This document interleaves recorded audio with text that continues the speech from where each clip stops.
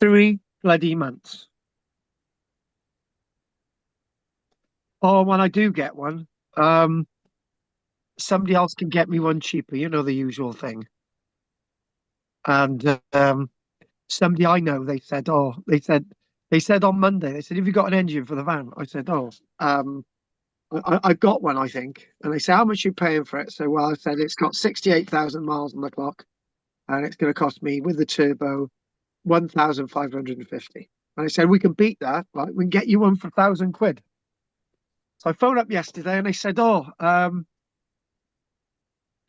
we haven't got the engine for you yet. This is the other people who say they can get me another engine." And I said, "What is that then?" They said, "Oh, well, the person with the engine in their vehicle at this minute hasn't gone away on holiday yet." And I'm thinking, right. And they said, "It's not exactly legal, the engine that you're going to get." And I'm thinking, right, yeah. And then they realized, they said, "Oh, you're not having somebody properly putting the engine in, are you?" And I said, "Yeah." I said, "Oh, they'll be able to trace it." Um, "Oh no, you best you don't have this engine." And I thought, oh my God. And guess where that person lives? Barry. Barry. So I didn't go with that one. Right. So, so I'm glad Anne's joined us tonight because we've got a certain ring that's been found. Hopefully, we'll do that. Um, Anne, any news from you this week? That's all right. Don't worry about it. It's fine. Don't need to say anything, Anne. It's good. Henry, anything from you? I sent you a couple of things, Yeah. some which probably disturbed you and unbalanced you mentally. Remind me because I'm just trying to work out That which was ones. getting into America. That was one of them. Yeah, but that's nothing to do with archaeology, is it? I got a bit disturbed by that one. Do you know, I read the whole piece and tried to work out what you were referring to, and I had to go all the way to the bottom. Thank you very much for wasting my time, Henry. Um, um, it sounded quite good to begin with. Right. Well, and Sutton, remind me of the other thing, Henry. Sutton Hoo Cup, or When, hang on, when did you send that? that's been all over the press. Oh, the Sutton Hoo Cup. I've heard of it, but I haven't actually done anything with it. Oh, there you go. Also, I'll give you another one. Hang on a minute. Stop. You didn't send that to me. I did. Did you? Yeah. Hang on a minute. Hang on. Let me have a look. Yeah. Oh, right. Yeah. Sorry. I was acting on Tuesday. Right. The Sutton Hoo mystery is solved after 1,400 years. Byzant. Oh, yeah. I read this. Yeah. Yeah. We might do that tonight. Yeah. Go on, Henry. Anything else? 1,800-year-old Roman victory goddess relief discovered near Hadrian's Wall. Now that must be new. But you know what? We'll do both of them in a And that minute. was in So, the Vindaloo Fort. Is that how you pronounce it? Vindolanda, Yeah, and that's obviously come out today. So, 21st of May. yeah. There you go. That's mine. Yeah, well, I think reading the one about getting into America threw me.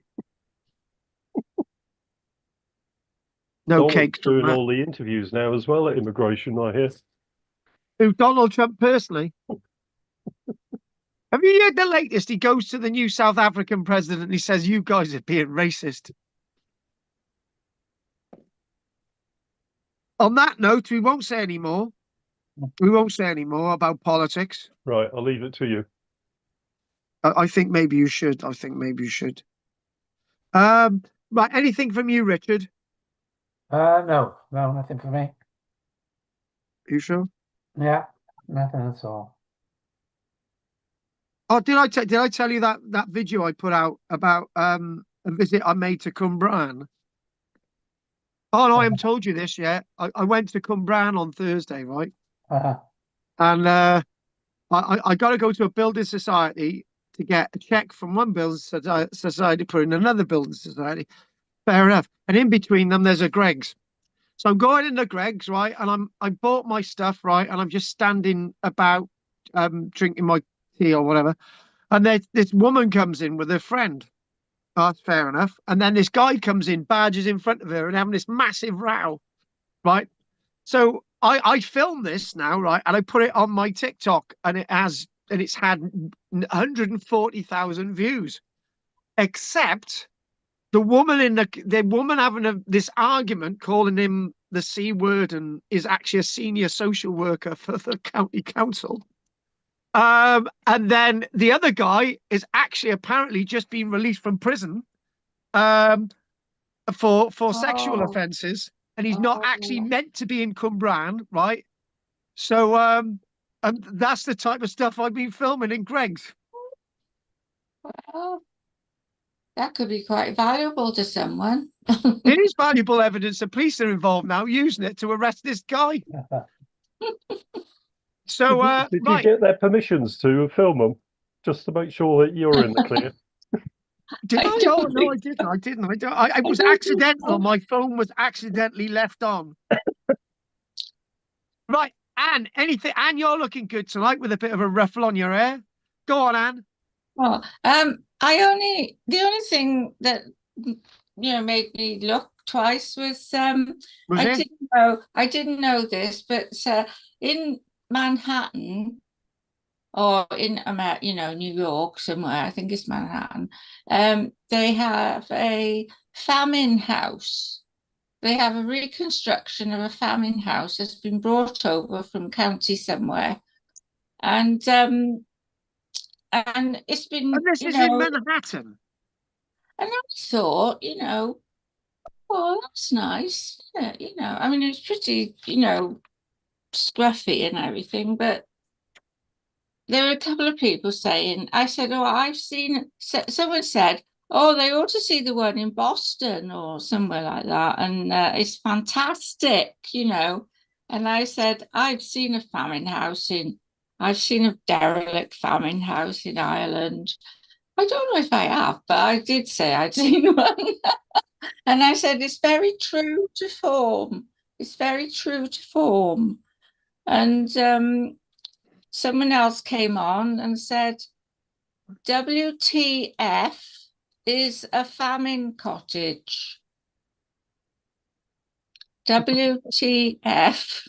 Yeah, yeah, yeah, that's fine. Yeah. I won't tell you what that means. I know what it means, but I thought, cheeky bugger. Cheeky. Yeah, so are we talking about a potato famine house from the 1850s? Oh, yes, of course, yes. Well, you would yes. help give us some context. I should have, well, maybe I should have said something like the potato famine, in 1840 onwards for a few years. Yeah. But anyway, I thought that was rather nice. That it would have been very comforting to people. Yeah, definitely. When you're starving. Yeah. So, right, okay then. Anything from I've forgotten what we're bloody doing now. Anything from you, Richard? No, you've asked me. I'm okay. All right, Nothing okay, from me. okay. And anyway, it really threw me anyway. Yeah, it's throwing me, Anne. It's really throwing me as well. Yeah. Right. Pat. Just to say sorry, I'm late, and I'm having my dinner right now as we speak. So, well, half of it and half earlier. Have you got gravy? No, I got I've got a ribeye steak for a change. Woohoo! Oh, So I'm no gravy. living high on the hog, yeah. Or It's cow. all right. It's all right. Did you just call Anne a cow? Yeah, no. No, let's see. High on the hog. Couldn't be eating beef, so I don't know. There we are. No, I haven't got any news. Can't think of anything. No. Okay, fair enough. Oh. Fair enough. What? No, it's nothing else. My hands. Yeah. No, that's fine, Anne. My Yeah, wrist is doing well. don't label it. It's fine. Right. Let's get started. Right. And tonight we will be looking at a very famous person in history. No, not Alexander the Great. and not Donald Trump. Right, okay. I'm just gonna charge my battery. What? How are you going to do that when you're doing this? I am. Yeah, good, good, good, good, good, good. So we're going to be doing this, right? Caratacus. Got it? Right. But I've got to respond to something a minute. I've just had a thing on my screen, right? So you could bear with me a second. Right, hang on. I just got to respond to something. Let me do this. Oh yeah, I don't mind dressing up in drag. Somebody wanted me to play a woman. Right, so I had to respond to that. Right, okay then, back to where we were. Right, so hang on, where are we? Let's just zoom, share. So Caratacus, but what we're going to do first is look at a ring. Oh, and those two pieces that Henry mentioned, we got to do them. Right, so let's go there. And yeah, there's been a lot of stuff in the press about this ring, but I'm just going to keep it brief. A young lad was wandering around and in Israel, and he discovered a ring just out walking in Israel. It's a very important ring with an engraving on it with the goddess Minerva. This has actually been all over the press. Actually, it's a bronze ring, and it was apparently it's a big find to find an inscription on a ring like this, and basically it's got a spear, apparently wearing a helmet, and it's the Roman goddess Minerva. So you know Roman. that's been pretty big in the news. Yeah. So and then the other thing I wanted to show you was there were two pieces that Paul wasn't well this week. Is he? He wasn't very well. Oh, he wasn't very well. He wasn't very well, no. So we got something to find at Hadrian's Wall, which Henry just told us about. Don't know anything about this one. So Victory, Goddess, Vindolanda. Apparently, we'll see what this is now. Right, here we go. A striking Roman depiction of the wind goddess of victory has been discovered near Hadrian's Wall. And there it is in the ground. There it is. Looks pretty good. So we'll go with what the Guardian says. And you know, maybe the Independent's better. Right. So there we go. And there it is. So they found this beautiful carving with the ongoing excavations at Vindolanda. And what it says, Pat's been to Vindolanda with me, got very wet. An ancient statue depicting the Roman goddess of victory. An ancient statue of the Roman goddess. The symbolic find of the wind goddess was discovered in a reused pile of rubble, Vindolanda. It is believed the sandstone relief has been used to signify the end of an ancient Roman war. And that's been in excavations this May. And we spent the vast majority of our annual leave at Vindolanda over the years as veteran diggers. It is without doubt the most wonderful thing we've ever done, and importantly, it's something we do as a couple. So they've been excavating there, and we'll get some more images. Who the hell is that? That shouldn't have come up. And then right, yeah, here we go. Can you show that person again? What? Can you show that person again?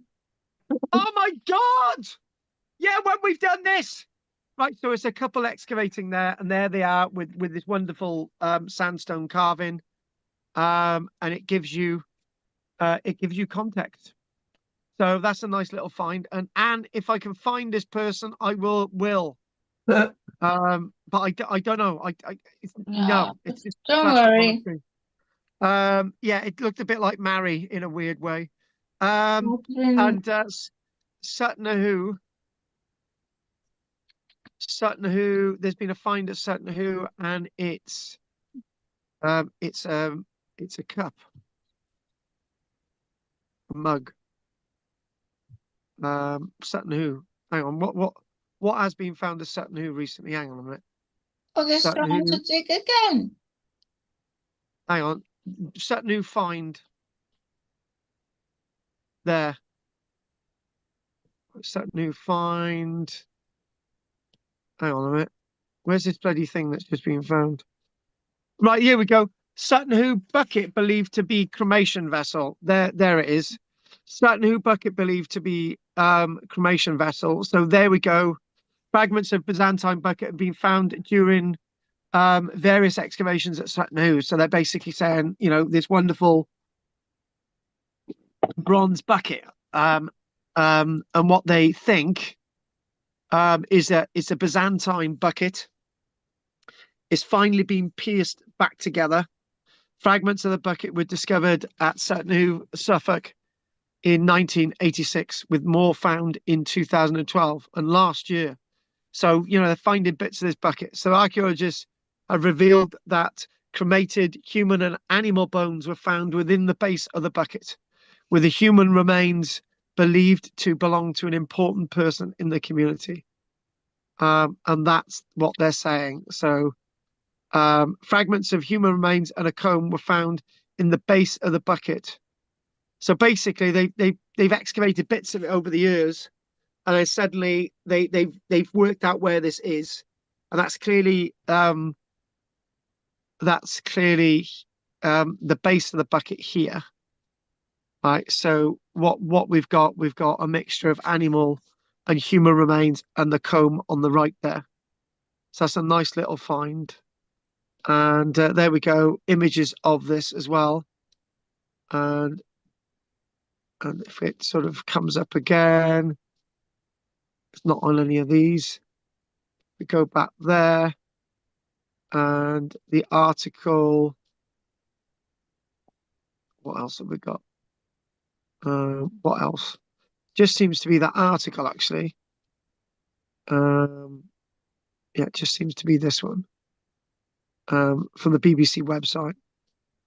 And there we go. There's the comb that they found with it. And obviously the comb is going to be placed with the bucket after the cremation. And here we go. It's saying puzzle of the bucket had finally been solved. It's a remarkable mixture of a vessel from the southern classical world containing the remains of a very northern, very Germanic cremation. It epitomizes the strangeness of Sutton Hoo. It has ship burials, horse burials, mound burials, and now bath bucket burials. Who knows what else it might hold? So obviously they're still excavating there, and this is part of a Time Team documentary that is on YouTube. And I'm going to tell you that Tony Robinson is in that as well. So what we're going to do, we're going to go back to Baldrick. It was horrible seeing him ill. Oh, I had to. what did he do? Was he all sleeping? Oh, he wasn't eating. Oh, He wasn't eating. And when you go, he usually gobbles. He wasn't gobbling. oh. He goes, gobble, gobble, gobble, gobble, gobble. You go, in you, gobble, gobble, gobble, gobble. Has he got over it? Is he a bit better now? Yeah, he's well now, because we had the vets out yesterday as well to look at the sheep. Oh, right. So we had to yeah, most of the veterinary medicines are actually the same medicines we have as human beings. Yeah. So if ever I need antibiotics, I can just inject myself with antibiotics because it's the same stuff. Well, we don't Oh, no, usually inject ourselves with antibiotics. We usually take a tablet or a oh well, I don't want to go to the doctor if I can inject myself with antibiotics. And also the painkiller stuff is so powerful. It's great. It's an instant cure every time. So what we're going to do, we're going to look at Caratacus now, and a reminder of the song by Rolf Harris, The Court of yeah, Caratacus. yeah. Can't miss it. Can't miss that one. And here we go. I've forgotten it.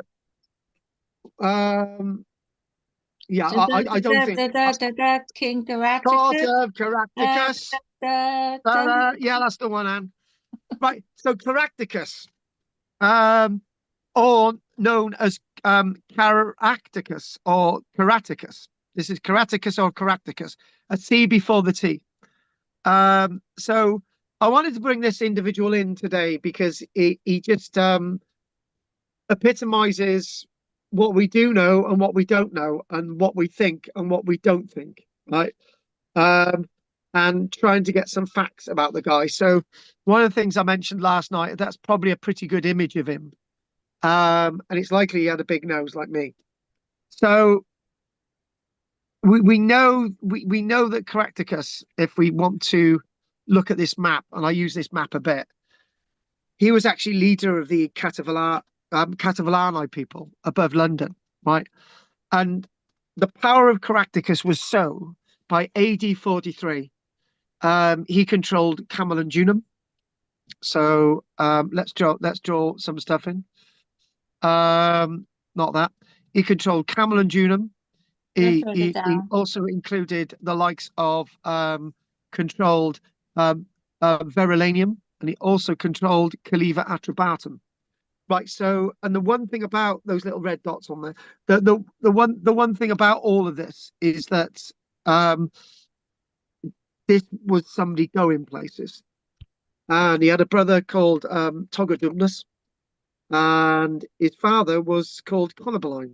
Now, and obviously, when you think about all of this, the stories and myths and legends all intertwine with Caratacus.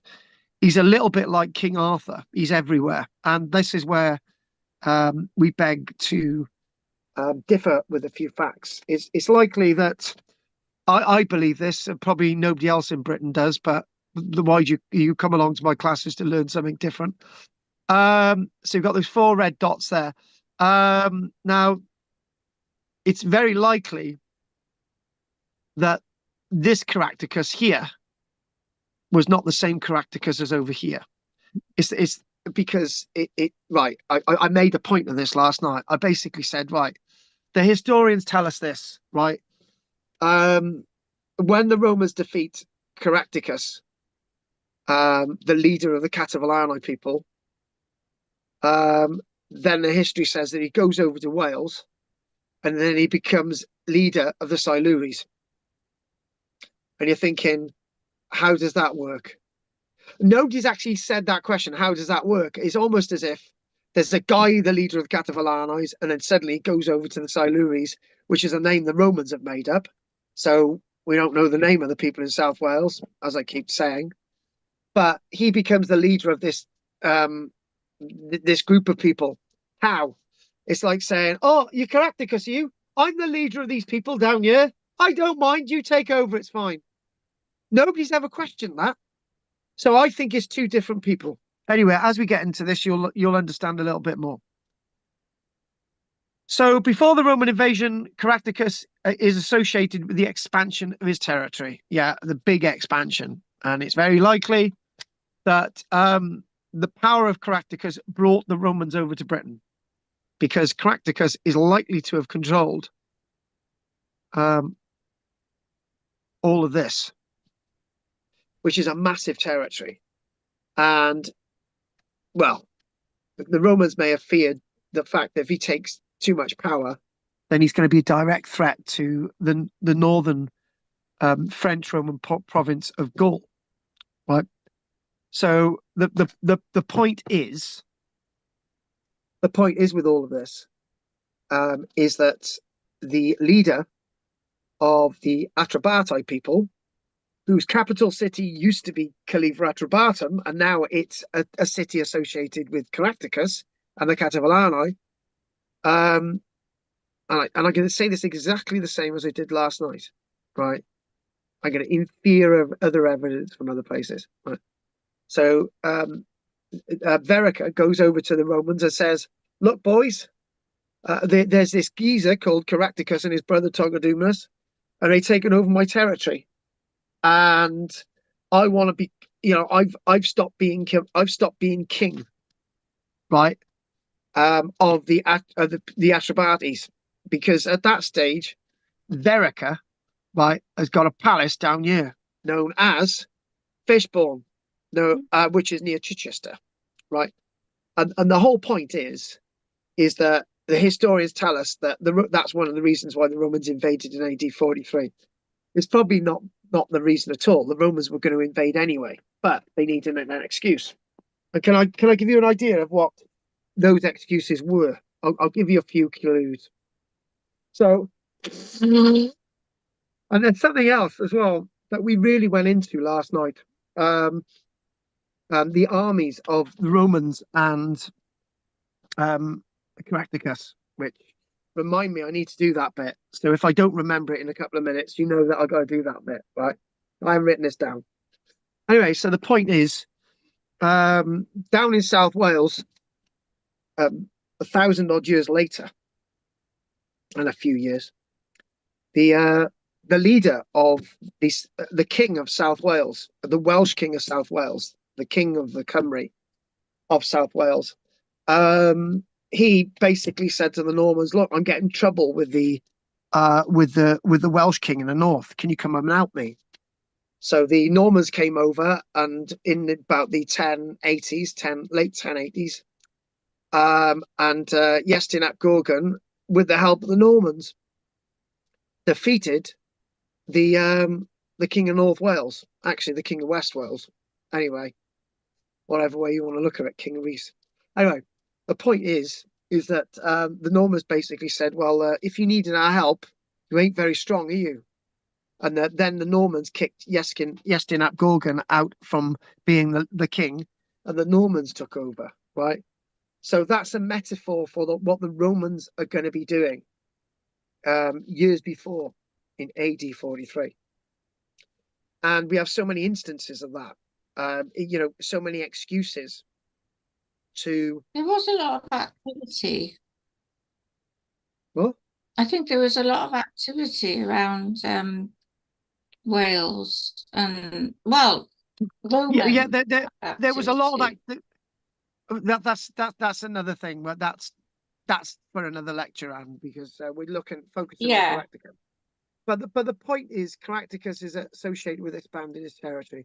His apparent success led to the Roman invasion, nominally in support of his defeated enemies. He resisted the Romans for almost a decade, using guerrilla warfare. When it says almost a decade, that's actually 7 years, a bit less than a decade.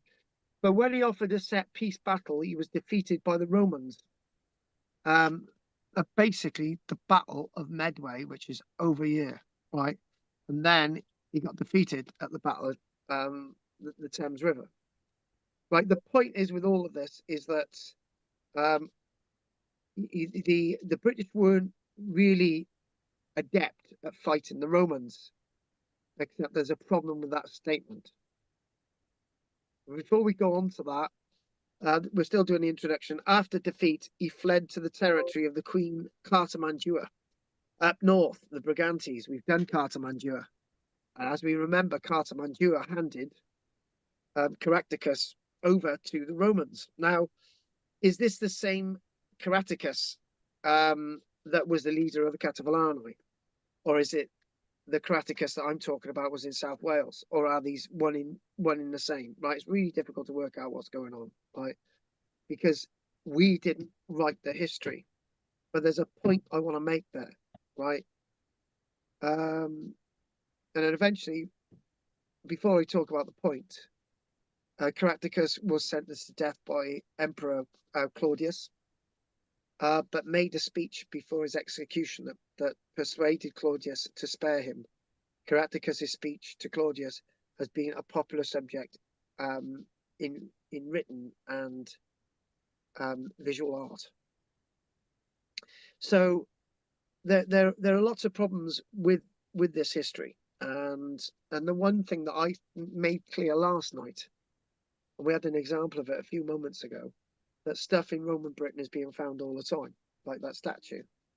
However, what we might find somewhere at Vindolanda, unlikely, but we might find in the muds of York, or we might find them on the banks of the River Thames. We'll actually find a document one day written by a native British historian who learnt Latin, who then writes about the history of our people, which is a very, very important point. Now, I need to show you an image, and this is the link with King Arthur. But before we do that, I need to explain something else. This is a really, really important point, and it's a point that I've remembered all my life because I was taught a lesson. One thing last night, one thing I was asked was that how big was the army of Caratacus? How big was the Roman army, right? And I basically told them a story last night. So basically, I was given a talk when I was 16, and in the audience was Gerald Baudet, and I happened to be talking about Owain Glyndŵr. And I said the army of Owain Glyndŵr must have been 30,000 men strong, right? And if I was talking about that now, you know, I wouldn't be saying that at all. I'd be saying more like 6,000 at max, and a big chunk of them were French soldiers, right?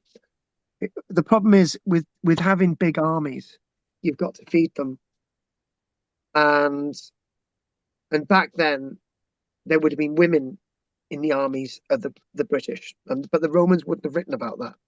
They would have just basically mentioned there were all these men wandering around on a battlefield.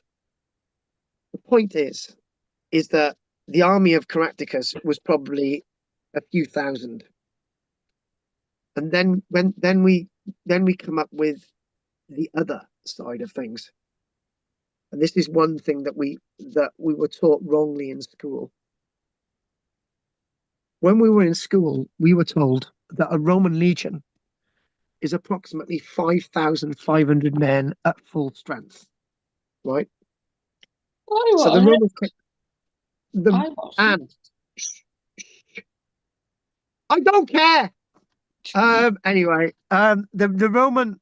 So basically, there were 4 legions that came over: the Adietrix, the Valiatrix, the Gemini, the Hispana, and the Augustus. That's actually 5, but it was 4 of them anyway. But the point is, that, and I get those legionary names right next time I do it, but I was just giving you an example. There were 4 legions, and basically what the history teacher would say, he said, "Oh look, the Roman army was 5,500 times 4 plus the auxiliaries," right? But that's completely incorrect, and the reason why it's incorrect is what's happened recently. When Keir Starmer turned around and said, "I'm going to send an army into Ukraine of 10,000 men," the British armies then said, "If you send 10,000 men into Iraq, not into Iraq, bloody hell, into Ukraine, you need another 10,000 men to back them up. Basically, the ones that go on holiday, they're going to need replaced. The ones that fall ill, they're going to need replaced. You're going to need supply lines. You're going to need depots. You're going to need 30,000 men all together to fight a war in Ukraine, right? Even though you're only using 10,000 of them."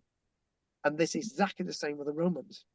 So when the Romans are invading, they cannot invade in full strength, because each of these 4 Roman legionaries, legions, they would have X amount of men at their base. They would have X amount of men doing policing duties. They'd have X amount of men on supplies. They'd have X amount of men in hospitals, right? So by the time you get to the numbers of actual Roman troops that are actually invading Britain, it's not in the 40,000s. It's probably more likely to be about 12,000 Roman legionaries, and another equivalent number of auxiliaries. And then when the Romans are actually going into battle, say if we say it's like 24,000 men, which is a colossal number anyway, right? You're not going to field more than about 15,000 of them in a battle, right? Simply because you've got depots, you've got harbors, you've got supply, you've got people ill, blah blah blah, right? So the army strength, facing the Caratacus is likely to be 15,000, and the locals have probably got maximum of 3, 4, 5,000 at most. The difference between the local army and the Roman army is that the Roman army have got supply lines. The local army hasn't. And the Romans invaded at the worst possible time for the native Britons. They invade at harvest time. The Romans had a habit of doing this. Julius Caesar did the same time. He invaded at harvest time. And what that basically means is that your warriors are not able to collect the food from the fields. And if they're not able to collect the food from the fields, they're unable to have food to fight in the field. So therefore, it's an absolute bloody disaster, right? Mm. And this happens time and time again in history. For example, when we look at the Battle of Fulford and the Battle of Stamford Bridge, where the King Harold defeats the Vikings at Stamford Bridge in, I think it's about the 21st of September 1066, and then by the time he gets to Hastings a few weeks later to fight William on the 14th of October 1066, a big chunk of Harold's army has gone home because they've got to bring in what's left of the harvest, because it's a late harvest that year. In the medieval period, harvests are a lot later than they are today, right? So the point is that it's all about statistics, and it's really interesting to remember that. Now, there's something about, oh, by the way, that's a symbol of the Catavalano, is a hedgehog. The one thing about Caratacus is coins. Cara, the one on the right there, Cara. C-A-R-A. Now, this is rather interesting because we know the guy's name. Now, does the word Cara mean Caratacus? Or does the word Cara mean something else? So Caratacus or Caractacus, the name in full, or the name that Tacitus decides to call him. And then we've got another Roman historian called Cassius Dio.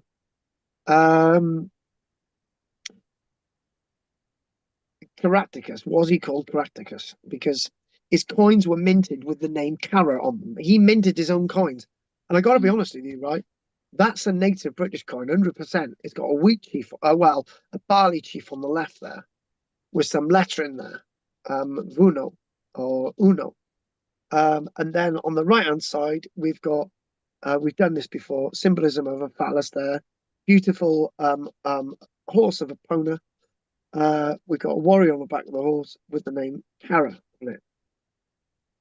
Now, this is very, very interesting, because Cara, some scholars agree, may not have meant Caratacus.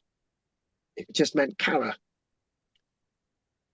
Cara could refer to a title, not king, but somebody who's beloved, somebody who's loving, somebody who's your friend.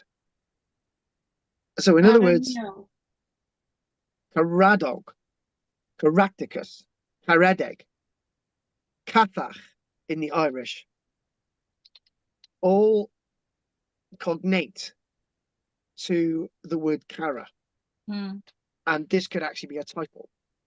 So if this is the case, then his real name was probably not Caratacus at all. They basically said, oh, you know, just look, boys, call me Cara. The Romans called him Caratacus. But his title was Cara. He was Cara. it's like a native Indian thing, isn't it?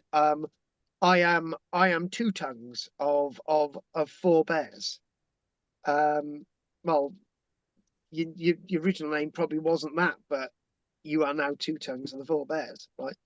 So the point is that what we've got to think of is there's a link between him and King Arthur, with the fact that if this is a title, Arthur might be a title as well in the 500s, AD 500s.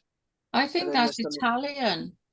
Then there's something weird, Anne, that there's something weird in the sense that oh, you've thrown me, Anne. There's something weird in the sense that apparently King Arthur is descendant from Caratacus, apparently.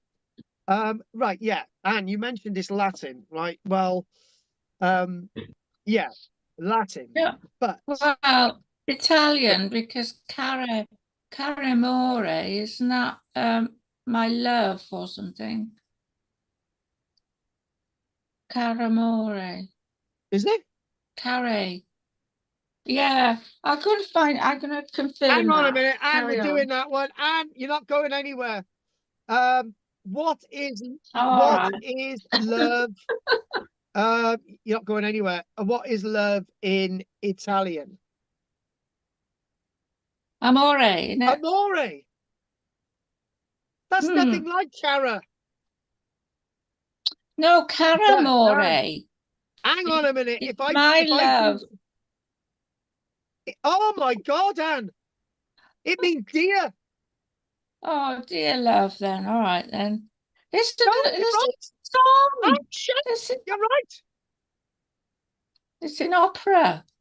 Anne, you're right. Oh my God. So hang on a minute. There's right. In the Irish meaning of cara is cafach, or cara meaning loving, beloved, dear, or friend. In Italian, cara means dear. There we are. My God, that's amazing. So it doesn't have to be Caratacus, no. No, oh my God, Anne, you really put the cat amongst the pigeons there, and I got one on my lap. Right, anyway. So basically Caratacus is named by Dio Cassius as a son of the Cativalani king Conobalinus. Now Conobalinus is mentioned by that very unknown writer William Shakespeare. Conobaline. And basically the whole interesting thing is we just a couple of names, because we'll do this again. Conobaline. Now we know that name. We've heard of that. Had a brother known as Epitarchus, and Epitarchus was the uncle of Caratacus and Togodumnus, and Epitarchus was the brother of Conobalinus. So there's something really interesting here, and it inspired me, right? It inspired me, and because this morning I sat down in our little woodland, and I did a little I did a little thing for my Roman channel about, not Roman channel, for my YouTube channel, about the Roman wall at Verulamium, right? So there's something really interesting about this. The first letters Verule, right? Verule, Verulam, are actually the name given to the location, not by the Romans, but by the people of the Cativalani tribe. Now, Verulamium is the Roman city that has this beautiful section of wall. There we go. Beautiful section of wall, and you've also got a theatre there, right? And some beautiful mosaics. Now, there's one thing about this, is that this really speaks volumes to me, and the reason why it speaks volumes to me, because when we're talking about Roman Britain, this is another thing I did yesterday as well. I went on to a map of Roman Britain, and I typed in Roman Britain, Now this is really interesting. This is a really interesting fact, right? So if we type in Roman Britain map, right, and we go with, yeah, I typed in one of these yesterday. I got a bit annoyed because it doesn't actually show Verulamium, but this one does. Right. Okay. But it doesn't actually show Killiver Atrabatum, which is a bit of a bugger. But the one thing that I'm really excited with discovering this yesterday, Killiver Atrabatum, that red dot there. So Verulamium, St Albans, Camalodunum, Killiver Atrabatum, right, were captured by Caratacus and his brother Togodumnus after their death of Epitacus, their uncle, and obviously way after the death of Conoblinus, their dad, right? So Verulamium or Verulum, without the IUM on the end, right, is actually a name that these people gave it. So Camalu, named after the native god Camalus, is actually a native name, and Killiver Atrabatum is also a native town or city, right? Now, there's a point. The point I'd like to make is if the Romans hadn't invaded Britain, Verulamium and Camalodunum, Killiver Atrabatum, and Gyropolis were on their way to becoming great cities anyway. And they would have been given the same names that the Romans gave them, because Verulamium and Killiver Atrabatum, the city of the Atrabato people, and Camelos are basically native names. I wanted to put that in there actually because I thought that was a really interesting point. So after Epitacus, the uncle of the likes of Togodumnus and Caratacus, right?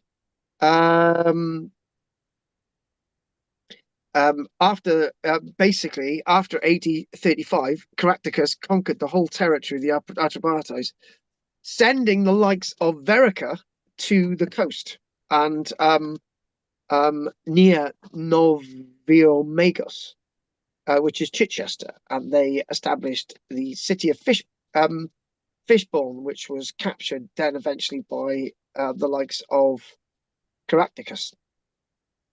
Now, the big difference between Caratacus and the two queens that we've mentioned before, Boudica, and I was actually going to do Boudica tonight, but I didn't want to.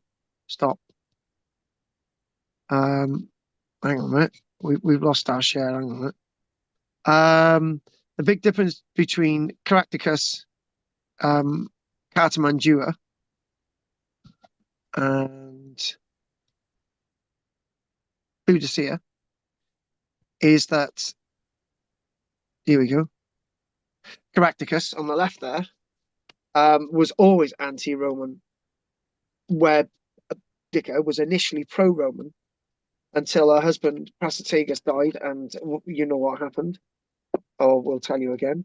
And then Cartamandua was also pro-Roman, except Caratacus wasn't. Now, if the Romans hadn't invaded, it's very likely that Caratacus would have conquered basically most of Britain. And he would have been a massive threat to the Romans. And this is one thing the Romans didn't want to happen. So we don't really. The other thing as well is that the Trinovantes had their capital at Colchester, Camelos, but that was also captured by the Catalan people. And it was actually captured in the reign of Caratacus's dad, Conoblinus. So if I go with my notes, it basically says that Togodumnus and Caratacus had an army of, don't know, but they faced a Roman army of 40,000, which is completely untrue. But even with an army of maybe 15,000 men going into the field on the side of the Romans, this is still a considerable force, which the native people are not going to be able to meet. and they were defeated, as we've already mentioned, here and there, at the Battle of the River Medway and the Battle of the River Thames. Now, the Battle of the River Thames and the Battle of the River Medway were two things that we were always taught about in school. There was nothing. It was just like, this is what happened. There were these Roman legions, and the Batavians, which was a group of marine Roman soldiers, waded across the River Thames. We were told about all of that stuff at school, but it's likely that it wasn't as dramatic as that. Now, there is something really interesting about Caratacus's brother Togodumnus, or Cogodumnus, as Tacitus wrote about him, right? It's likely that after, as you get into the 43s, 44 AD, Caratacus's brother decided to side with the Romans. He became a Princess Zadros. A Princess Zadros is somebody who is goes with the enlightened way of change, right? So, so what happened is that Togodumnus, after seeing his army defeated, he decided to take the Roman penny, and decided to work with the Romans. So Caratacus, his own brother, that betrayed him. So Camalodunum, Camelos, eventually become a great city for the Romans. So what we're going to do, we're going to mention a little bit more. We're going to get now. The official history says that Caratacus went over to the place that is marked on the map as the Silures. You know what I feel about that. I don't need to go on about it. But the fact of the matter is, this was sometime around the mid-40s. And in Tacitus's annals, he led the people of the Silures and Ordovices of Wales. Now, there's something genuinely wrong about that. It doesn't make sense. How can you have this person who suddenly turns up on your doorstep leading you, and then he leads another group of people in the north? This is Tacitus using a certain writer's license to make things a little bit different. So eventually Caratacus would, by AD 40, hand himself over to Cartamandua. Why he handed himself over to Cartamandua, what's going to happen, you know? And then she hands him over to the Romans in chains. I don't get that bit of the story. It's not going to happen. Somehow he ended up in the hands of Cartamandua, but that's what happened. But so what we're going to do now, we're going to take a break. I do believe that Richard needs to leave early tonight. There's obviously stuff that I've got to do as well. So we're going to have a break now, and we'll see what you would like to say. And Anne, you can say very silly things. All right. I was going to introduce. By the way, it's suspicion that ring that was found in Israel was a cock ring. Don't be silly. Anne, anything you want to say? It's Coro. It's Coro Mio. Oh, Well, it's spelled. Coro It's Mio. spelled. It's opera. All right. Hang on. What? Hang on. I got to get the pronunciation on my thingamajig here now. Hang on. How does it go? Here we go. How does it sound? Coro. Tara. Coro Mio. Cara. There we go. Hang on. Cara. That's it. Oh. Right. Any questions, Anne? No.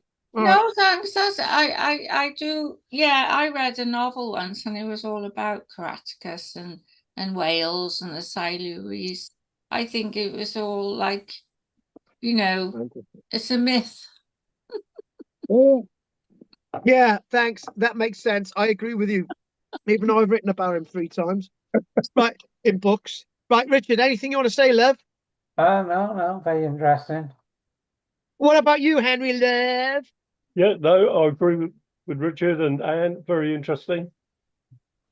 Good. Oh, I might be going to Cyprus soon as well.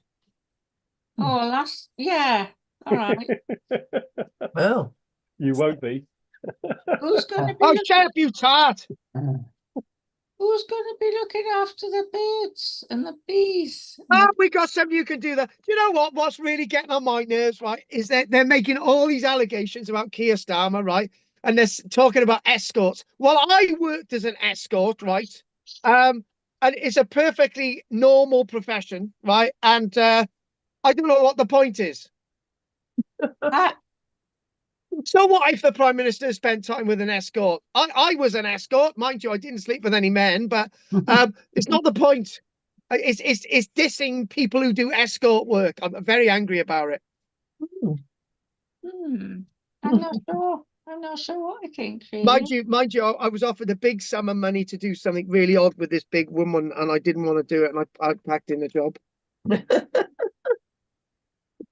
But we That's don't the want to talk only about that. drawback. This woman was big, very, very big woman, and even though it was 160 quid an hour, I just couldn't go ahead with it, so I packed in the job. Okay. You were cheap. Okay. Anyway, yeah, fine, thanks. Right, um, uh, Pat, anything you want to say before we have a break? no, everything's fine. Thank you very much. Interesting. Thank you. Okay then. All right then. You survived. Right, we'll have a 10-minute break, guys. So back in 8:20. Okay. Hmm.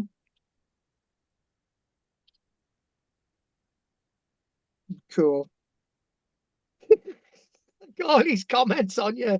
Oh no. Read up on the Profumo affair, and if he's been lying to his wife, then it shows how corrupt he is. That's what. Somebody else said, I don't think it's because they are escorts per se. It's more to do with him being liable to blackmail and the security of the country. So there we go. And then somebody else says, because he's in a position where it would not be of interest to this country if he gets blackmailed. And somebody said I'm talking absolute nonsense. That's life. I'm fine with that. I'm fine. Right, we're going to take a break now. I got to have some Lucasade. Okay.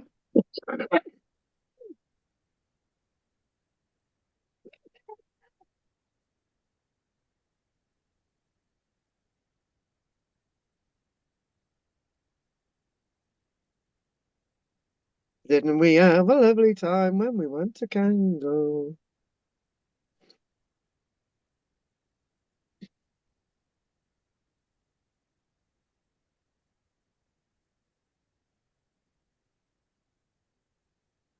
Where was that there? Yeah, folks.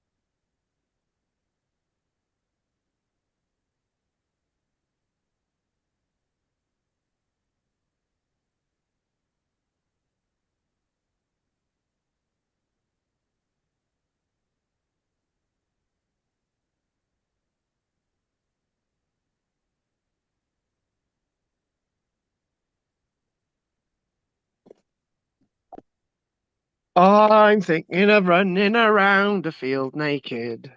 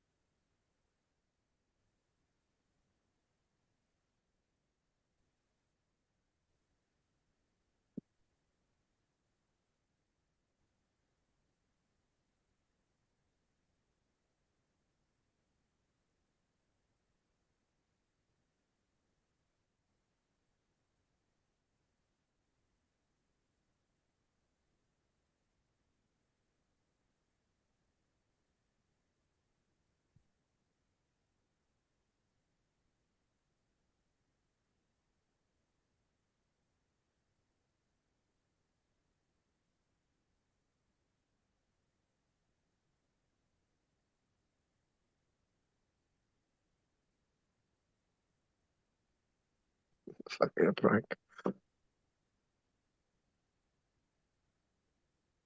Uh,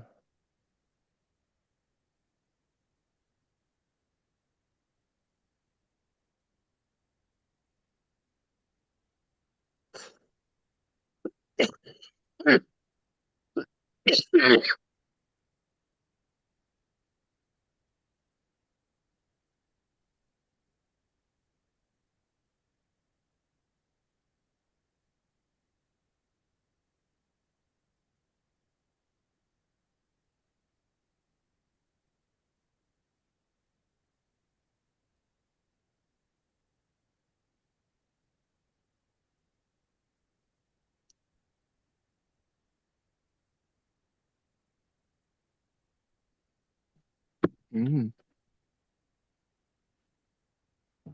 Yeah, that's fine.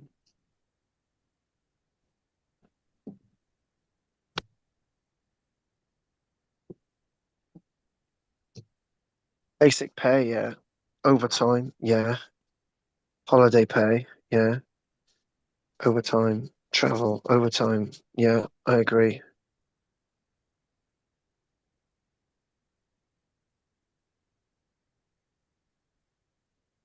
I'm okay with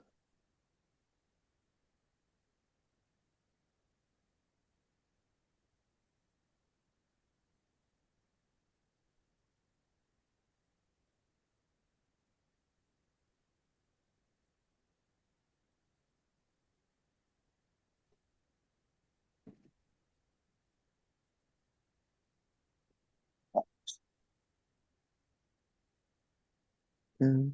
Benadryl.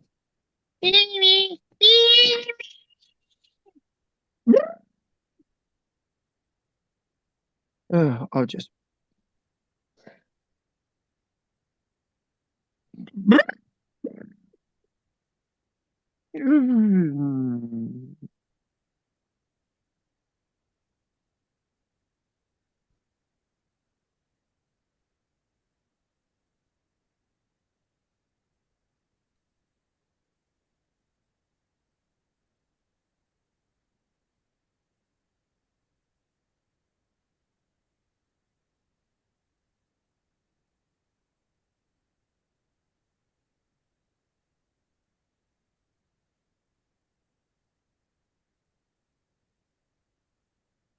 Now the ladies of the harem of the court of King Caratacus were just singing by. The ladies of the harem of the court of King Caratacus were just singing by. Now the noses on the faces of the ladies of the harem of the court of King Caratacus were just singing by. The noses on the faces of the ladies of the harem of the court of King Caratacus just singing by. Now the noses on the faces of the ladies of the harem of the court of King Caratacus were just singing by. Now the noses on the faces of the ladies of the harem of the court of King Caratacus were just singing by. Now the boys have put the powder on the noses of the faces of the ladies of the harem of the court of King Caratacus were just passing. Now the boys have put the powder on the noses of the faces of the ladies of the harem of the court of King Caratacus were just passing by. Now the boys have put the powder on the noses of the faces of the ladies of the harem of the court of King Caratacus passing by. Now the boys have put the powder on the noses of the faces of the ladies of the harem of the court of King Caratacus were just passing by. Now the fascinating witches have put the scintillating stitches in the breeches of the boys who put the powder on the noses of the faces of the ladies of the harem of the court of King Caratacus were just passing by. Now the fascinating witches have put the scintillating stitches in the breeches of the boys who put the powder on the noses of the faces of the ladies of the harem of the court of King Caratacus were just. I think he's going mad.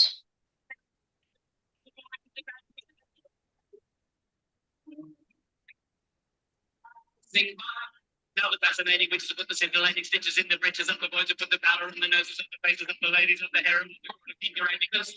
Now, if you want to take some pictures of the fascinating witches who put the scintillating stitches in the breeches of the boys who put the powder on the noses of the faces of the ladies of the harem of the court of King Caratacus, Is that a recording? Is that a recording?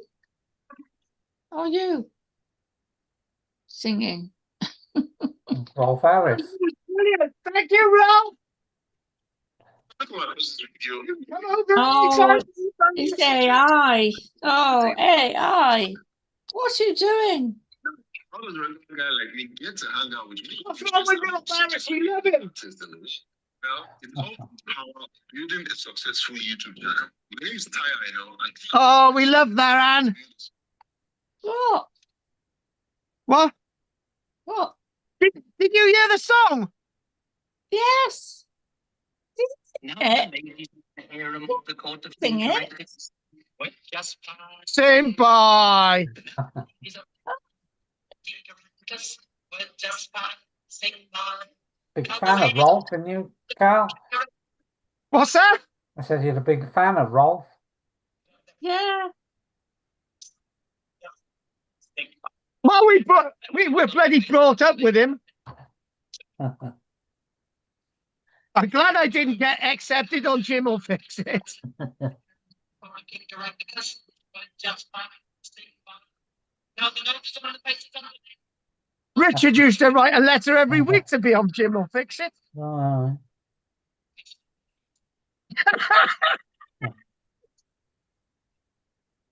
Wow. All that fuss, and it was Coro Mio. You know, Just One Cornetto, that song. Just one cornetto, Neto, give it to me. give it to me. Delicious ice cream. Cause ice cream Of for eternity. 30p. Anyway, well, it's Do you know what, right? Mio. Do you know what? I had an ice cream the other day, right? It cost £5 bloody. Where was that? It was in Newquay. Oh, Newquay. Oh, yes. Well, they're not cheap. They're not cheap. No, I don't. And I had a bottle of in Cumbrian. This guy was pressing fresh oranges with his feet, and it was £5.50 a glass. Oh, oh. What? Was he Spanish? No, he was Ukrainian. I did a video about him as well. Do you know, I go to bloody Cumbrian. I do a video of the street singer. I do the video of this guy in bloody pressing oranges, and then I got this bloody thing in Greg's. I apparently there's a reward if anyone ever sees me in Cumbrian again.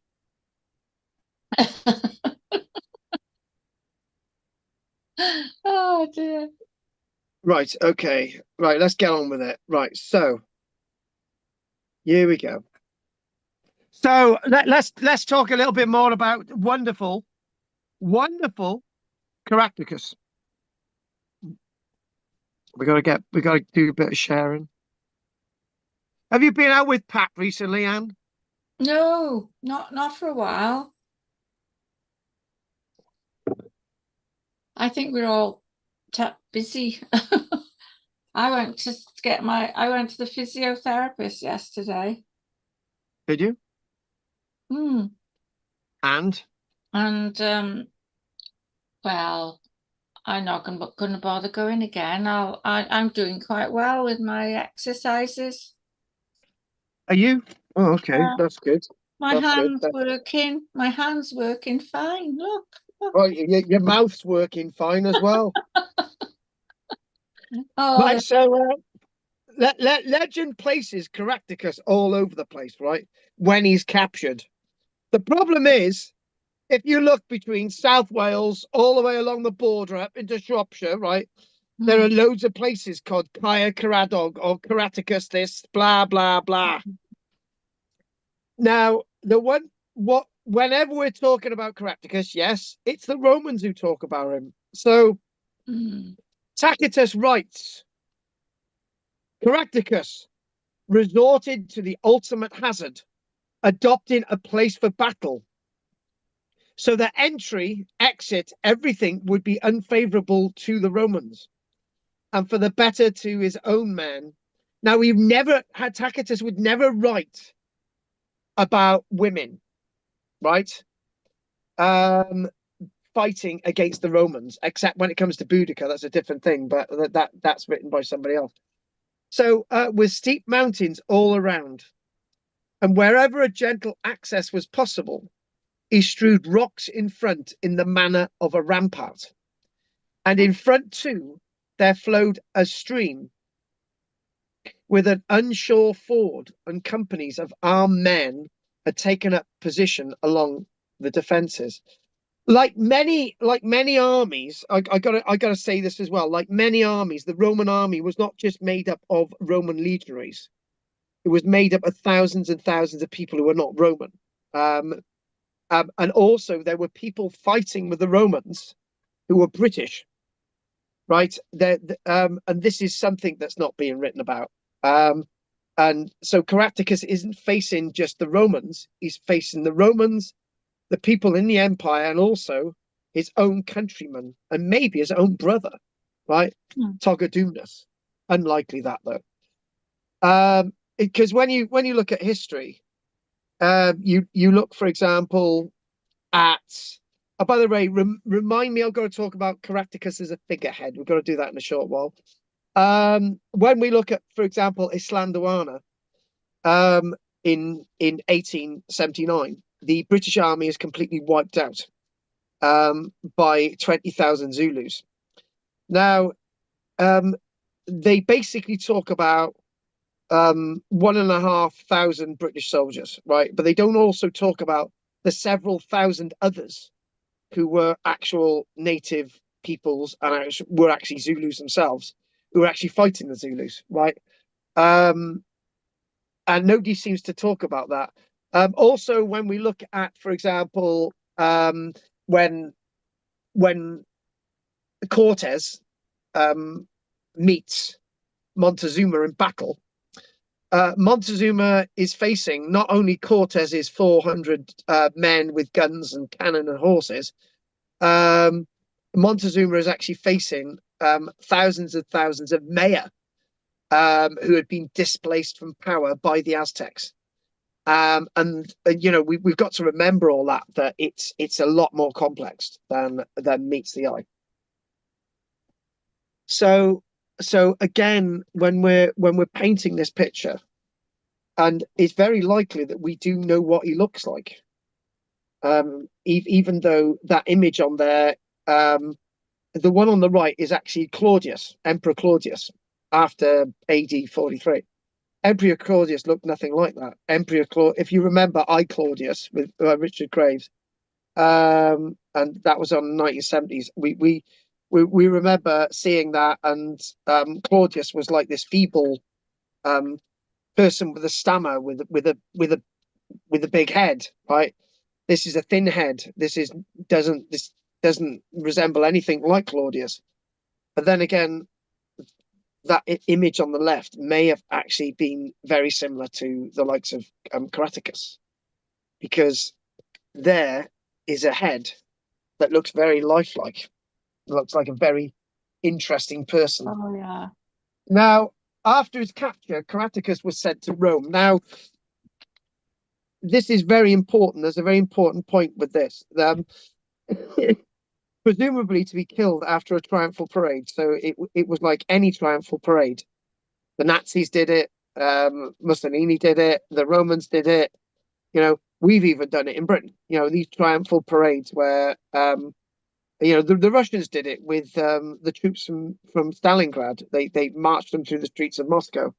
And nobody tells you that the people of Moscow felt so sorry for the German troops that they all ran out and gave them bread. But anyway, that's another story altogether. But the point is that Caratacus needed to be captured as a figurehead, as a name, as somebody that the historians would write about for many years to come. It was a bit like capturing Vercingetorix. Julius Caesar captured Vercingetorix at Lyci, north of Paris. And I think the date is sometime after 54 BC. I think about 52 BC, Vercingetorix is captured, give or take a year. It was important that Vercingetorix is captured. You know, but there's something there's something in this. Well, I mentioned last night when you see the Spartacus rebellion, which is actually based on a true story. In the film they go, oh God, Kurt Douglas walks forward. It is Kurt Douglas, isn't it? Kurt Douglas walks forward and he says, "I'm Spartacus," and then everybody says, "I'm Spartacus, I'm Spartacus," and we all say, "I'm Spartacus," right? Oh, yeah. Can you remember that? There's some, and you know when you see the life of Brian, I'm Brian, and so is my wife, right? The point is, there's some fact in all of this because Spartacus, they needed to capture Spartacus as a figurehead. They weren't interested in anybody else. The rest could just bugger off, right? But they decided to crucify all 6,000 because they all represented Spartacus, right? They needed to capture Caratacus, and they captured Caratacus. So he was captured. He was taken to the Senate, and where's the image of the Senate? There we go. Senate there. He's there. And there is, hang on a minute. There's the great leader, Claudius. Now, Claudius looked nothing like that. It's unlikely that Caratacus looked anything like the man there, right? Because they would have had pointed beards. That's like a Greek beard, right? Greeks were seen to be lesser people in the Roman world, so was Caratacus. So it was good to have him with a pointed beard, or like a Persian. Anyway, the point is that Tacitus records a version of a speech in which he says that his stubborn resistance made Rome's glory in defeating him even all the greater. What? So in other words, so basically what Tacitus is saying, he was saying, look, I stood up to you bastards, right? And that's why it makes Caratacus the person to capture.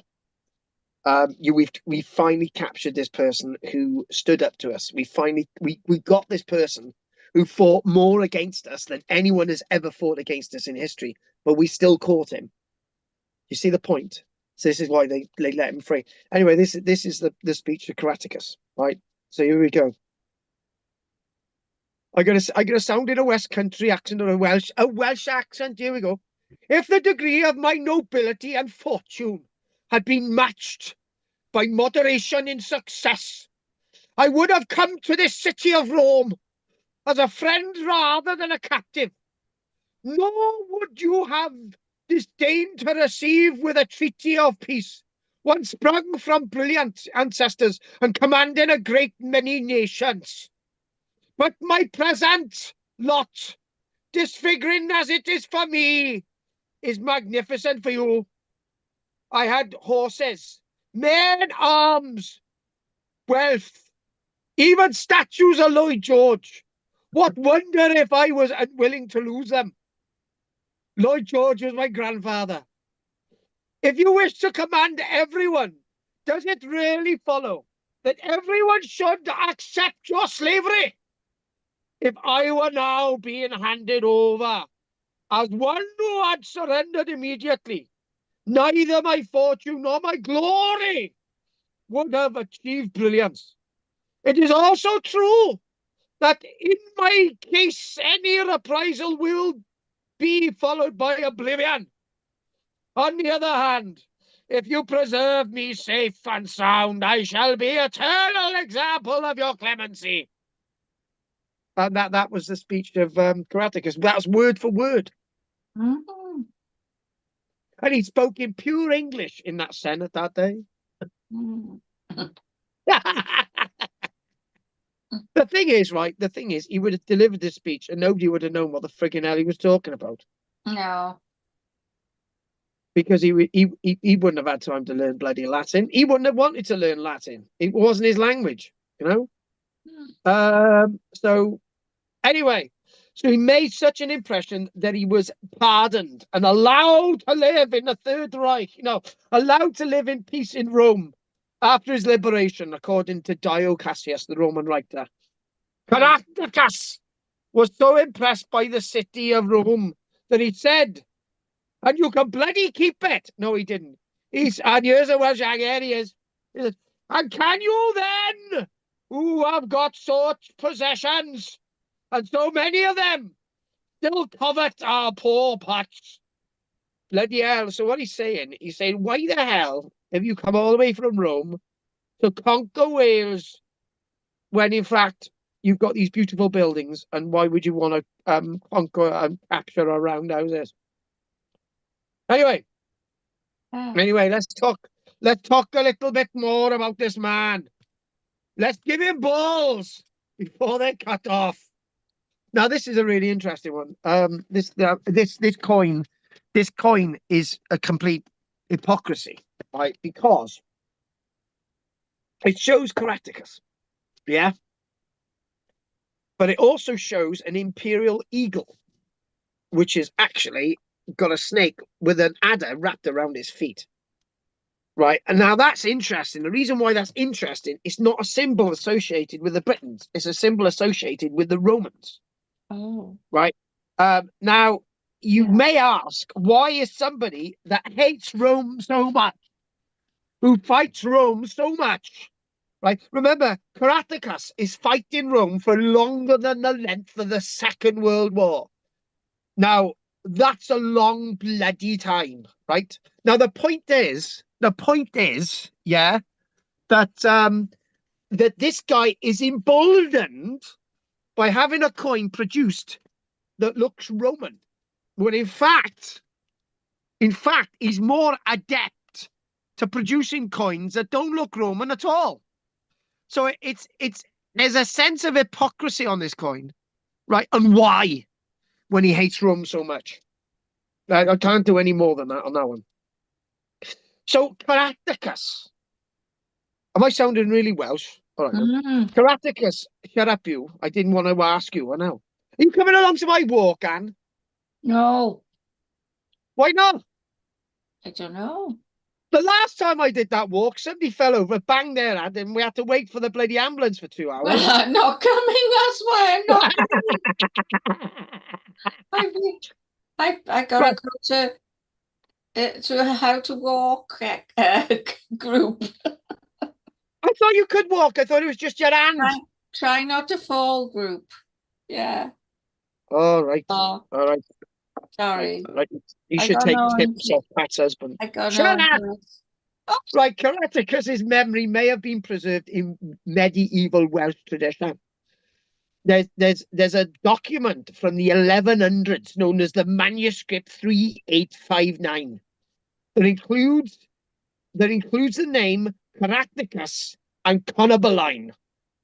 And naturally, this basically corresponds directly with what we know.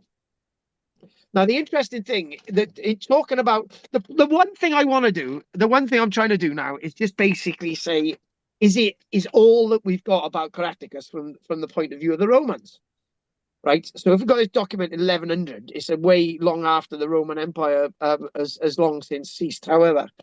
So Caratacus does not appear in Geoffrey of Monmouth's History of the Kings of Britain in 1136, although he appears to correspond to Arviragus, the younger son of Conobalinus, who continues to resist the Roman invasion after the death of his older brother, Gurdaris. Now, the problem is these names Gurdaris are the Arviragus, nothing like Togodumnus for Gurdaris, and Arviragus for the likes of Caratacus. But the point is that there's similarity, and what we're trying to say is that somewhere along the line is Caratacus, and his Welsh name was Caradog, right? Now the weird thing about all of this is as follows, right? This is where the link with King Arthur comes in, right? So Caradog was the son of Bran, right? I don't know if you ever heard of Bran, who appears in medieval Welsh literature. Has also identified with Caratacus. So is Caradog and Caratacus the same person? Now that's a really interesting one, because I haven't really mentioned much of Caradog. Now, if anyone ever talks about Caratacus in Wales, they talk about Caradog, right? But they also might talk about the son of Bran, right? if that's the case, Bran the Blessed is mentioned in the Welsh publication known as the Mabinogion, right? Mhm. So the Mabinogion mentions Caratacus. Now, the Mabinogion is written down in the 1100s. It might be really much earlier than that. But like many of these stories that are written years after the event, how much of this is true, fact or fiction, we don't know. Now, if we go all the way up to the likes of Wrexham, there's a place near Wrexham, near Oswestry, called Caercaradog. Now, I've been to Caercaradog, and the problem is with Caercaradog, there's a number of them, right? There's loads of Caercaradogs, and there's Caradog this, Caradoc this, and Caratacus this, right?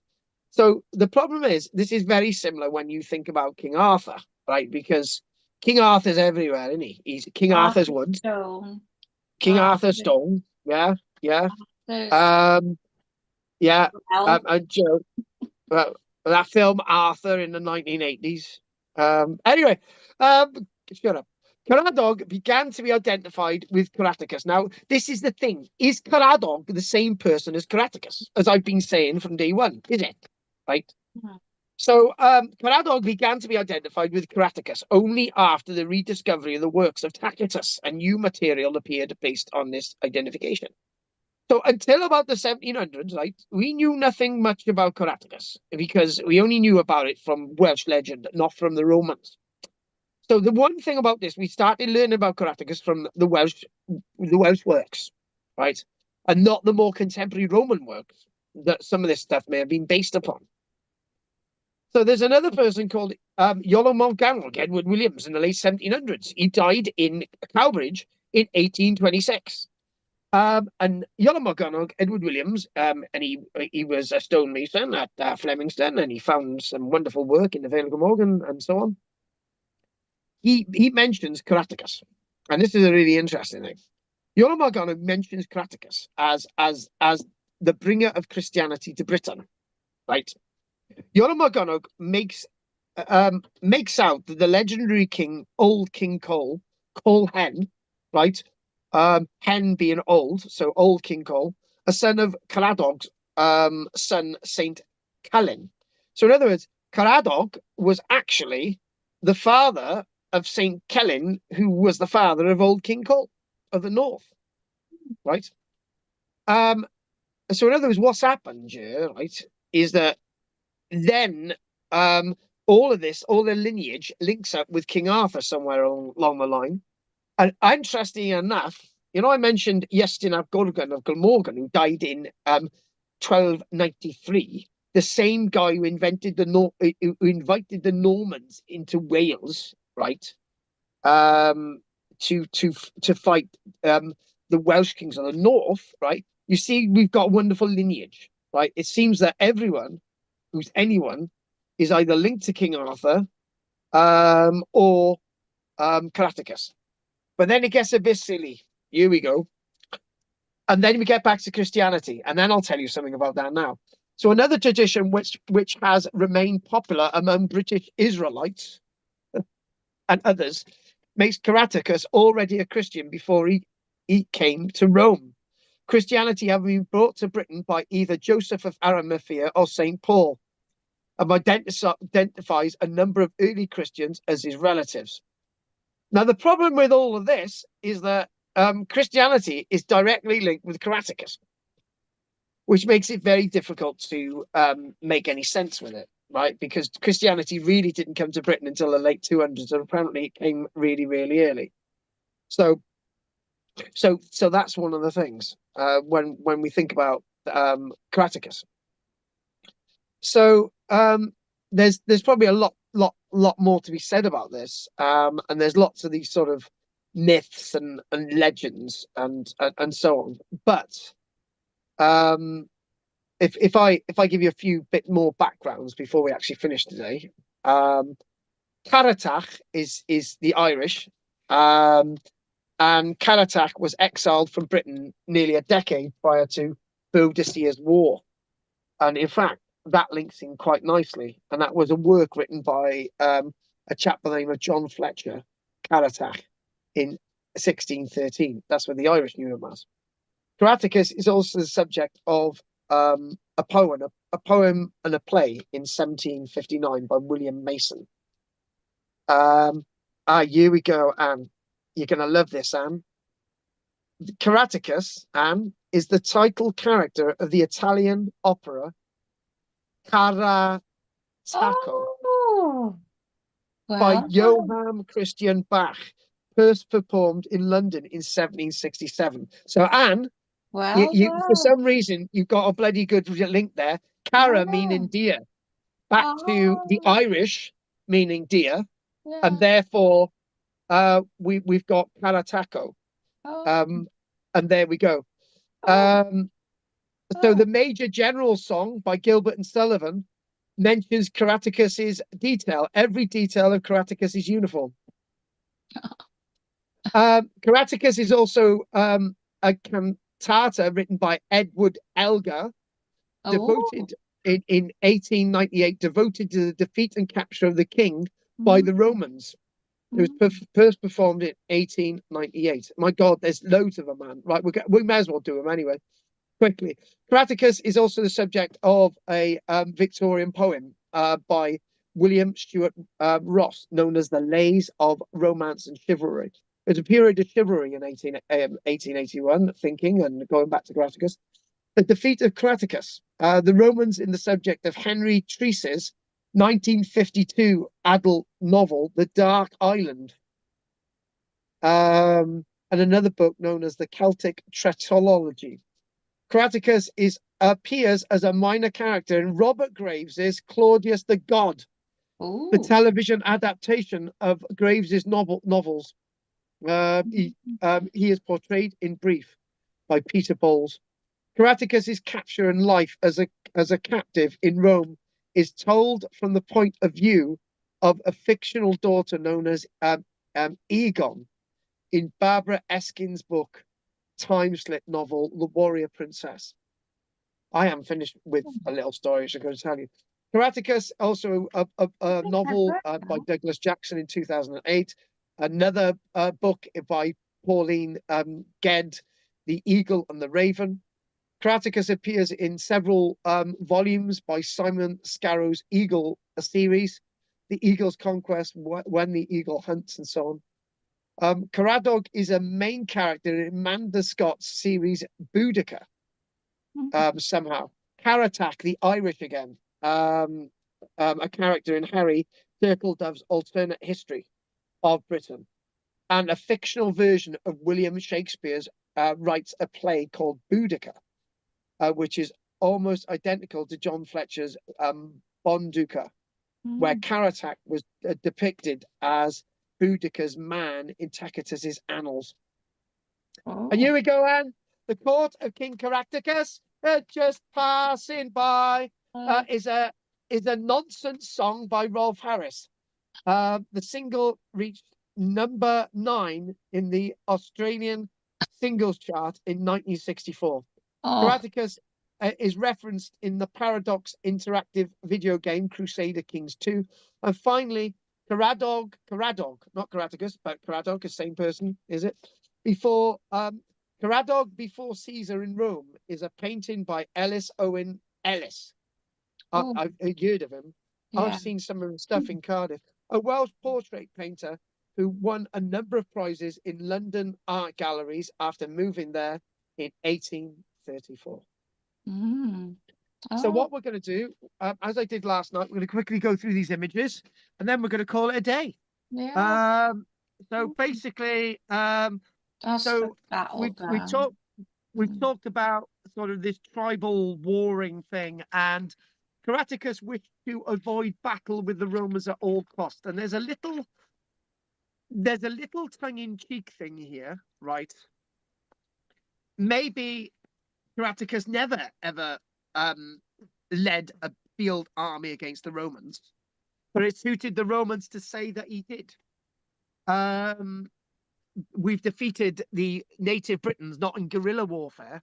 There's nothing sexy about guerrilla warfare. You know, they keep killing us. You know, we don't ever see them, right? So it's better to say, you know, we had these big pitched battles at the Battle of Medway, Battle of the River Thames. You can imagine there's like there's like 5,000 Britons there, and there's 15,000 Romans, and you're thinking there's going to be a problem here. And that is the symbol of the Catalani people, a hedgehog. By the way, I was having a discussion with Michelle the other day, right? When we were hedgehog rescue, right?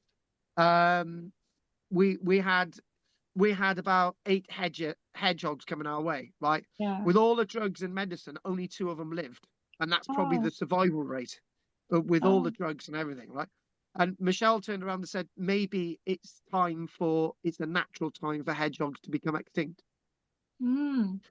because hedgehogs, when they get a little bit of illness, they die. Not many creatures are like that. Baldrick's had lots of illness and he hasn't died. No. Caratacus in Rome. There he is, with his stripy socks. But then again, and that is probably his daughter called Kerry behind him there. Oh, there's a story about this, right? Kerry is apparently meant to have come to Barry. Oh no, Kerry, no, start again. Both. Shut up. Hang on a minute. Kerry was the son of Erigane, I think. It's in my own book. Anyway, the association with Kerry and Porthkerry, right? Kerry's fleet, that's right. Who was the son or grandson of Caratacus, and there's a link with Barry, as in Porthkerry. It's in my own book. I should know better. I've written about it, but I can't remember the exact story. But apparently, that's the direct link with Barry. And apparently, Christianity first came to Barry. And look at it. It's a pagan enclave of hell. So there he is. There he is. I wonder what that was. Oh, doesn't he look butch? Oh, he looks very butch. Oh, look at him. There he is. He's a very brutalized man. Can I just say, right? Can I just go back to this Cartamandua story, right? Where he went to Cartamandua saying, "Cartamandua, help me!" Why would he have done that? It don't make sense. It doesn't make sense that he suddenly turned. Can you imagine this, right? There's all these leaders of the people in South Wales. And he said, "I'm Caratacus. I'm now your leader." And no, it's not going to work like that. No. I am hellfire. Anyway, fire. It's a good drawing. There you go. That's a nice drawing of him. That was actually drawn at the time, man. Yeah. There he is. Somebody said that Caratacus has got a huge conch. Do you know what? I gotta tell you this, Anne. Right, I was on. I was filming the other day, right? Somebody looked at my nose and they said, "You got a bit of red there, haven't you?" I was being set up, and the other person said, "What? The red on his nose? Yeah. What? The Pinocchio nose he's got? What? The Rudolph nose? And they're having a go at my nose." Oh, where was that? I can't tell you. I'm basic. Oh yeah, I haven't told you this, have I? We were filming at the services, at the old house services at the Severn Bridge, right? And I can't tell you what I was filming in, but we were filming there, right? And it was really hot. And strangely enough, I was wearing this really heavy coat and nobody else was, and I was getting really hot and stuff. Anyway, so I asked to go home early, and they said, "Yeah, that's fine, but we really want you back tomorrow." And I'm glad I went all the way. I drove all the way back to South Wales from Bristol, right? And I'm glad I didn't stay there, because where we were filming was exactly the same spot where a certain Ricky Edwards of the Manic Street Preachers disappeared on the 1st of February 1995. Right. And then it turned out that the services was a place that people used to go to commit suicide. Oh, yeah. I'm glad I didn't stay there, because I think it would have got in my mind, and I'd be lost today, and people would be wondering. We would yeah. be lost, yeah. People would be wondering, why is there a deserted Peugeot 306? Oh my No. God! Oh, mind you, it's a bit, yeah, So you go, comparing the coins. Is the Caratacus coin based on the Claudius coin? Unlikely, because it's very, very different. There he is. Doesn't he look nice with his moustache? His handlebar moustache. Oh, yeah. Yeah, handlebar moustache. Celebratory penis. And again, this thing that Caratacus would have been this great big leader over Britain, and there he is at the steps, overseen by the likes of the Emperor Claudius, who was then assassinated by his own wife Agrippina, the elder, I think it was, who was the mother of Nero. And I think that is the best likeness of him that we're going to get from his own coin. Yeah. Yeah. And there's something very lifelike about that image. It looks very lifelike. Chubby cheeks, really nice chin, nice teeth, really protruding nose, but not a Roman nose. So that's my granddad's nose. He used to have a big nose, but used to like go in at the nasals. So yeah, my knobber. That's what knobber's No. nose used to look like. My granddad used to have a massive honk. And so I do think that's it. So what we're going to do, we're going to call it a day, because Richard's got special needs and he needs to go. Yeah. Oh, don't agree. Richard gets upset with that. No, he's watching something on the telly. Is he? Right, all right. Probably. Right. Yeah. No, he's not. Oh. Richard's a good boy. He's a good boy. He's a very naughty boy. Right, okay then. Right, let's get everybody's mics on. We'll start off with Hello, Pat. Mike. Pat, anything you want to say? No, I'm still having my dinner. Oh, Bloody hell. Hang on a minute. How long have you I been got at a dinner salad for? with Right. them. salad. Oh. Yeah, with spinach. I had my dessert first. You I had your don't dessert know. first. Well, You the have middle. dessert first. No, I had- that's I had illegal. I had my dinner, then I had my dessert, then I had my salad. Oh, That's illegal. You can't have salad What? after dessert. Well, you wanted me to make a cup of coffee, and so I had to have dessert with it. is it fruit salad? Oh, Oh. and shut up, Anne. And last night we did a flock of dinosaurs. The rhino sauruses, or whatever you call them, and Oh, yeah, in sort of Canada, like Yeah. thousands of bones. Yeah, thousands of yeah. bones. Oh, that was Yeah. sad. That was Yeah, because it they're was all on sad. top of each other. And Oh then yeah, I tell you what, let's have a quick look at these dinosaurs. Come on, we've got to have the dinosaurs. Somebody said you don't do dinosaurs, Carl. I can do bloody dinosaurs. Yeah. We'll just show you an image of them. Dinosaurs no souls. Canada. Right, Canada. Where oh god, there we go. The Pachyrhinosaurus. A And mass it's in grave. Alberta. Yeah, Got- there we go. got a Alberta, spy there in it is. Alberta. Pipestone Creek. I tell you what, Yeah. Pipestone Creek is basically these bones that they're finding there is absolutely brilliant, and Edmontosauruses as well. And they're finding thousands and thousands of bones. Weirdly enough, they've got to go over rivers and all sorts of things to get to these. It's likely that some of the bones are taken away by helicopters because they've one of the skulls that they found is 1.5 meters long. In rock. There you go. Yeah. I think that they're excavating one of the skulls, and they're huge things. Devastating event. There they are. It looks like thousands of them were wiped out. It's saying that maybe there was a catastrophic event, like a flash flood, that basically, plonked them all in one. It's quite a sheer terrible story.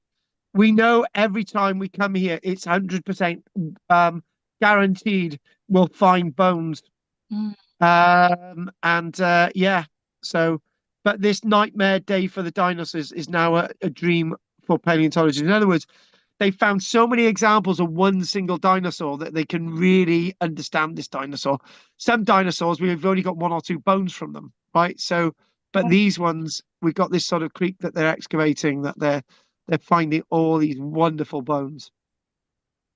And there was one other weird thing. It was there was another name that they. Oh, here we go. It's known as the River of Death. Let's Ooh. go on, boys, to the River of Death. Right. Okay then. So let's find out. Henry, is there any news from you? No, I did send you a message in the box, but I'm not sure how relevant it is. Yeah, we'll read it up. We'll read it out just to embarrass you. Cara is Irish, comes up as friend. Yeah, that makes sense. Friend, dear, associate. Yeah, that's what comes up in my notes as well. Yeah. It's a word that means lots of things. It's a bit like in Italy. Ciao means hello and goodbye. That was it. Really, very interesting. Yeah. Cheers, love. Cheers, love. If I go to Cyprus, I won't bring you anything back, Henry. Anne.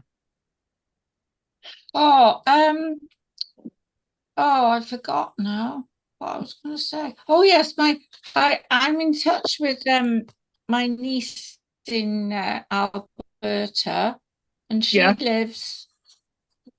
Yeah, I mean she lives in the country near a national park, and I think that's where I'm going to ask her about it. You know, because I know there's lots of creeks around there. Stony Creek. So this is Pipestone Creek. Oh, Nice. right. Yeah. Well, you know, they were making fires the other day to sort of burn the scrub in the forest. I didn't It's all start a right. fire. Yeah, true. You know, 'cause, now it's pouring with rain, so actually it shows you that it does rain in Canada, and it's torrential. Well, I think they do get a bit of rain in Canada, and bloody hell. Right, okay then. Who are we gonna do next? What we're gonna do now, we're going to do Wonderful Richard. Very interesting. Nothing really, you know, to add. All right then. That's fair enough. That's fair enough. Well, no doubt we will be back next week, straight down to the undies. Everything's fine, and yeah, that's it really. But it was quite a nice interlude, you know, for us today. Good. You know. Good. We'll go back to the Iron Age next week, is it? Before we get some more heavy stuff, and then Iron Age, and we'll slowly slip into the Romans. You won't see it. No, well, and you won't see it. And test the scene, you won't see it. Suddenly, everything's Iron Age Britain, right? And then suddenly there's a Roman trireme coming across the English Channel. Yeah. With a load of boat people, right? And they're coming across the Bristol, not the Bristol Channel. They're coming across the English Channel. But mind you, so as I keep saying, having a couple of American friends one day, and I got something to tell Pat. Hang on, we'll tell Pat this in a minute, right? Pat's going to be really impressed by this, right? But I'll tell her this in a minute, right? But Anne, can you remember that time there was a couple of American visitors, and I took them to Barry Island, and they said, "What's over there?" And the woman says, "That's France," and I don't even correct them. Oh yeah, Pat, I was on set the other day, right, with this woman that looks like Kylie Minogue, right? And I said to this woman, "You come from Ohio," and she said, "How the hell do you know that?" Yeah, and I got it right. She was dead. She's standing hugging me then. No, you just guessed. Yeah. So So she is actually joining. I mentioned that you're a group of you're a member of a group of American sort of friends and stuff. And she said, "Oh, I'm joining that." She said, so you might come across her. Oh, in South Wales. Yes, in South Wales. Yeah, Right. Yeah, it won't be far. It's not far from Bristol. there can't be many women from Ohio. Why did you say And- Ohio? Just because I was from Ohio one time? She had exactly the same accent. Oh, yeah. So, She had exactly the same accent, and then she said most Americans have this really squeaky sort of "I'm an American, I am," and she said, "Oh right, yeah, that I'm glad I got that one right." I said that was my best guess because I would have said Canada, but I went for Ohio, and that was brilliant. well, lots of people are from Ohio, and they're all trying to get out of there. So she got out of there. Yeah.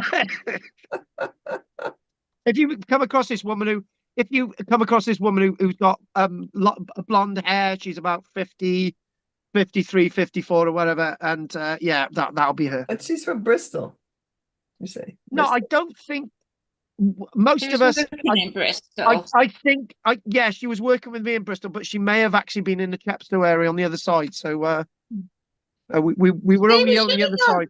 We should have gone to Chepstow, Pat. Yeah. We'll have to go again. Yeah. You'll have to go again. Exactly, you'll have to go again. Right, folks. Is there anything else anyone else wants to say? No. We're No, okay. that's just been very good. Been a laugh today this week. Good. And now you can play it Rolf Harris's song to your heart's delight. Oh dear. Yeah. Okay, then. Avoid two little boys. Right. Okay then. On that note, Richard, Anne, Henry, and anybody else online, which I don't know, whatever. So, oh God, I forgot names then. So we got Henry, Pat, Anne, and Richard. Anyone else want to say anything else before we finish? No, just all have a good week. And you. You have a wonderful week as well. I'm just quickly looking online to see if there's anyone said anything, which I don't think we have. So that's okay then. So right, all right then. I'm calling it a day, so I'm gonna get out with my animals. So night night Richard, night night Anne, night night Pat, night night Henry. See you next week. Good to see you, Pat. Good to see you on camera. Night night guys. Henry, Pat, Anne, Richard. Night night. God bless. Night night. You got bad cough. I've had a virus on and off for the past year, so oh, it's shit. It's dying. Oh, I can't get this. Can I get rid of this bloody cough? Oh, there it is. Are you still measuring with this kind of ruler? What? iPhone can measure.